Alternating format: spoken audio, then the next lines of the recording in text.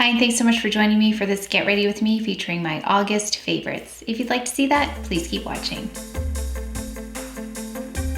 Just going in with a bit of the Chantecaille Anti-Pollution Mattifying Cream, and my skin has more texture than normal because I had on the Even Up sunscreen and my skin was kind of sensitive to begin with, and I really had to use a washcloth to try to remove it because it was really clinging so well, which I think is a good thing for sunscreen. So my skin was a little bit raw, and then now it's got more of a dry surface because it's kind of peeling, so you'll probably see a little bit more texture than normal.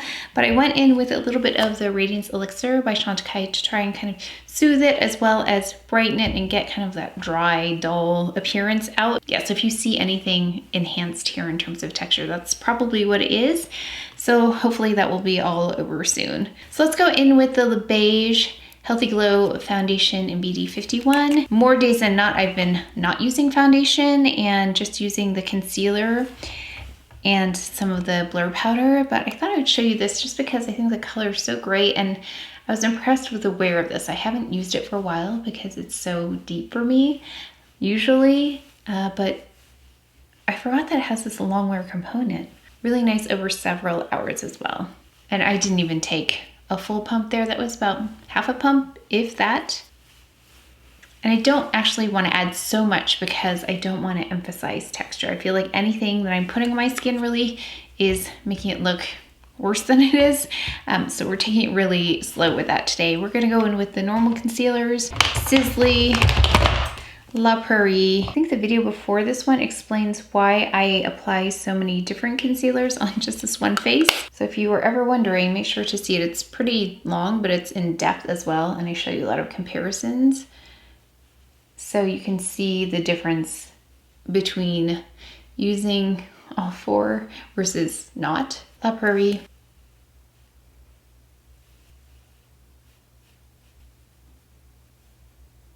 And then Clay de Peau.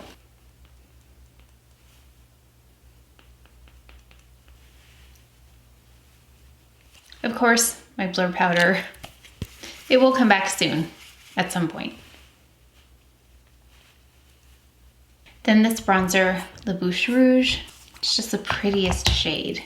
Now you could go in with this. I have the deeper one, but this is a little bit warmer. Oops, this is a little bit warmer than this. So I have been kind of using them interchangeably.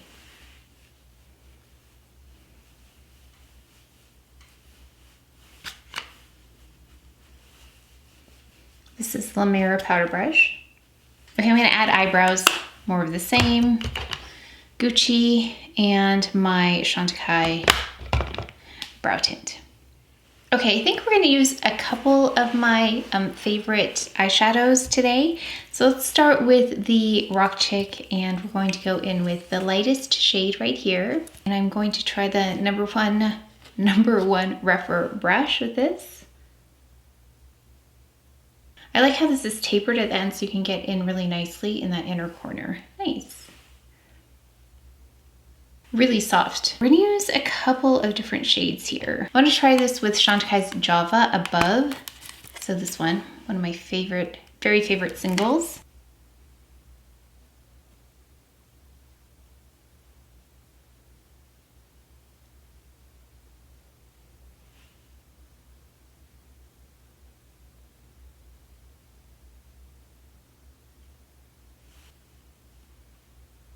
By the way, this is the Wayne Goss number 19. It fits really nicely in the crease, especially since I don't want it to go very far up. Back to the Charlotte Tilbury palette.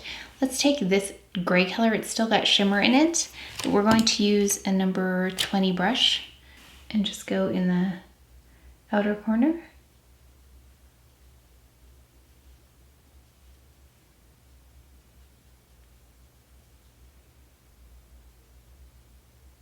I like that taupe and the gray together. I think that's really pretty. I feel like Java is one that you can use with a lot of different eyeshadows. Back with a little bit more Java. Really simple, really quick. I'm gonna go in with a little bit of, let's see, this one right here by Chantecaille. It's the shade Cell. So I'm going to go in with Slate. I'm going to tightline with that, go in the waterline with the Chanel Gris Graphite, and also go right above the lash line with Gris Graphite and then some mascara. Let's go ahead and clean up with Clé de Peau in the corners. I added a little bit more of La Prairie just because I feel like it needed a little bit more brightening. So I just went in underneath. And I really like how the Java from the Chantecaille worked with the palette, the Rock Chick palette. Just a little bit more warmth because I think there's warmth in that initial color that I used. And then taking a bit of the blur powder, blend that a little bit with a fluffy brush right up above. Just to soften. I'm going to take In Love, this one right here, first. I prefer the new In Love versus the previous one because although there's still a glow, it's not as distinct in terms of particles of shimmer.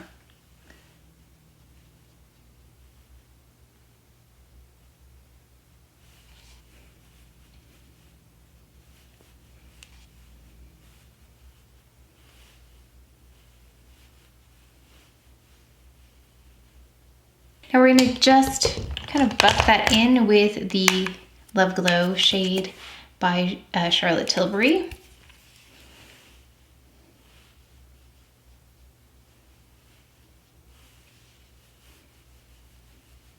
They both have beautiful warm glow about them.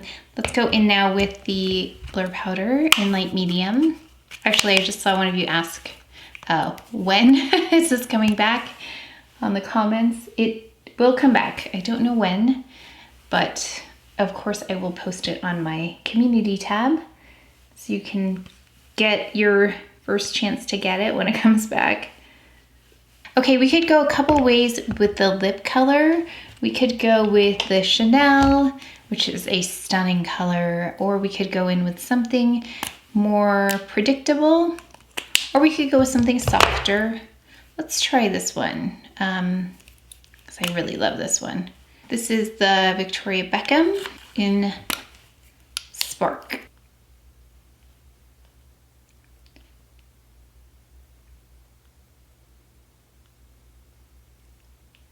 One of the most beautiful Your Lips But Better shades I've ever found. And I love this formula. It's so creamy and comfortable and wears really well. So we could go with this, or we could try the Chanel lip. Let's see what the Chanel lip looks like with this because I'm just curious myself and we can always switch back. So the Chanel lip I love is the 58 Rouge V. I think I called it 59. 58 Rouge V.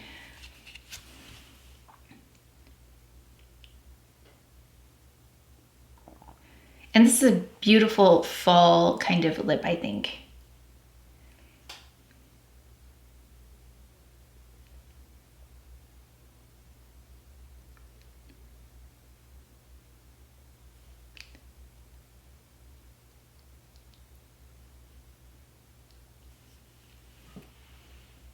I think that is beautiful as well.